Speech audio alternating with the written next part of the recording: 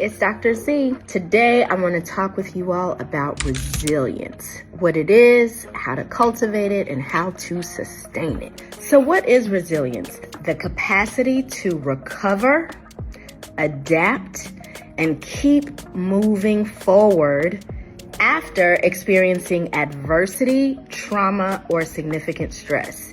I like reading definitions word for word because every single one matters. And so I'm going to talk a little bit about how to cultivate it and how to sustain it. The first thing I'd say about resilience is you have to have just an extraordinary insistence in the belief that you are inherently valuable and that by virtue of being a human being, you deserve the birthright that is joy, the birthright that is a peaceful existence. Unfortunately, a lot of us may have been raised in unhealthy environments, unhealthy households, or encountered unhealthy scenarios that begin to cause us to question that value. But if I were to say one thing that you should walk away with, it's that no matter what has happened, you have to find a place within yourself where you know that you have value. Some people go to religious institutions to get that. Others join groups where they get support from others in order to experience that. No matter what path you choose to take, you have to prioritize. We have to prioritize placing ourselves in environments that continue to reinforce that inherent value that we have as human beings.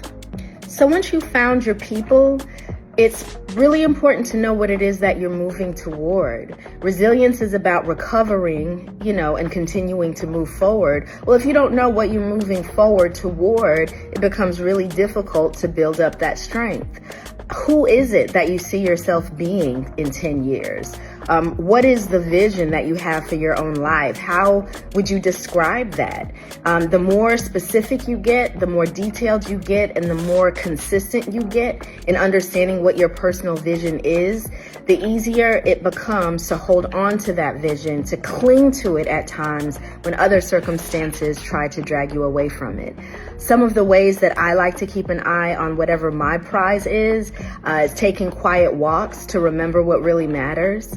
I like to think about what my 90-year-old self wants to say about my life because that instantly offers some sense of perspective. And then I also like to check in with people who know me and love me so that if I feel like I'm getting away from my center, there are those who care enough about me to help me remember who it is that I intend to be. Super important.